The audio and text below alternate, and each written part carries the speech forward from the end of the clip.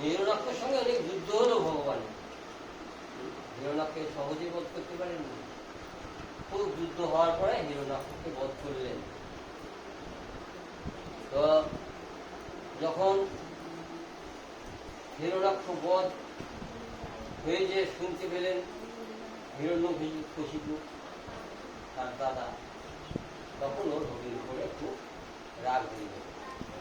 আর সেই সময় হিরণ্যাক্ষকে সমুদ্রকে হিরণ্যাক্ষকে বধ করে সুরের সামনে দুটো বড় বড় দাঁত থাকে, ওই দাঁতে করে পৃথিবীকে নিয়ে এসে আবার সেরকম স্থাপন করল।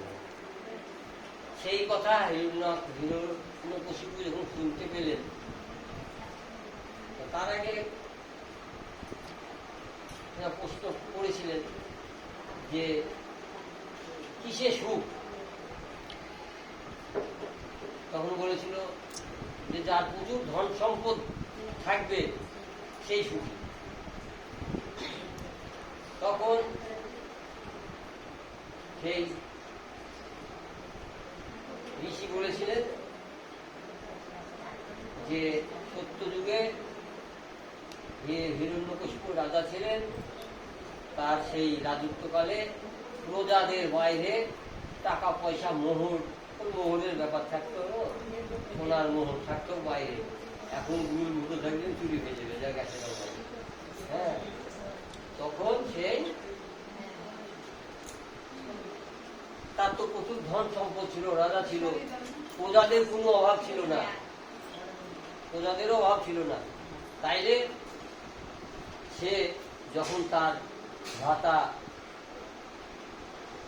প্রাণ ত্যাগ করেছে, বধ করেছে, ভগবান বধ করেছে শুনে সে সিংহাসন থেকে অজ্ঞান হয়ে পড়ে গেল।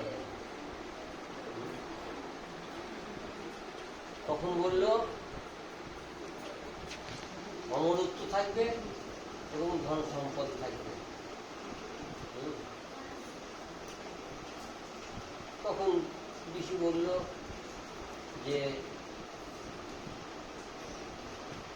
ইন্দ্র দেবতাদের রাজা ছিল এবং অমরত্ব লাভ করেছিল। তাহলে দেবতাদের রাজা অমরত্ব লাভ করেছে, তবু উনি প্রাণ বিসর্জন দিবার জন্য ব্যাকুল। পাহাড় থেকে লাভ মারছে, কিছু হচ্ছে না, বিষ খাচ্ছে, কিছু হচ্ছে না, মৃত্যুর জন্য ব্যাকুল হয়ে গিয়েছে। তাইলে অমরত্ব থাকবে, ধন সম্পদ থাকবে, তাতেই যদি সুখ হতো, তাহলে ইন্দ্র মৃত্যুবরণ করতে কেন এত চেষ্টা করবে? তখন প্রভু কিসে সুখ আপনি বলছে, দেখো গাছতলায় বসে ভগবানের নাম সংকীর্তন করছে, খাওয়া দাওয়া নাই, খেতে হবে তা জানে না, ভগবানের নাম করছে, পরম সুখী। তার ওখানে একটা মাধবেন্দ্র পুরীপাদ ভগবানের নাম গান কীর্তন করতেন। হ্যাঁ, এই সময়তে এই মাসে ভগবান তার জন্য খাবার বয়ে নিয়ে গেলেন, যে সকলে সকলে জানে, গিয়ে সেই মাধবেন্দ্র পুরীপাদ গেলেন রেমুনাতে গিয়ে, ওরা সকলেই শুনেছেন, চলে আসলো যখন ছোটবাবুদের কদিন থেকে এই কথাই বলছিলেন। তো রেমুনাতে তুমি এসে সন্ধ্যাবেলায় ওখানে আরতি হচ্ছে, ভগবানের ভোগ লেগেছে, দ্বাদশরা ক্ষীর ভোগ লেগেছে, মাধবেন্দ্র পরিবার ক্ষীর ভোগ দর্শন করলে মনে উনি কোথাও কিন্তু কিছু খেয়ে খাননি।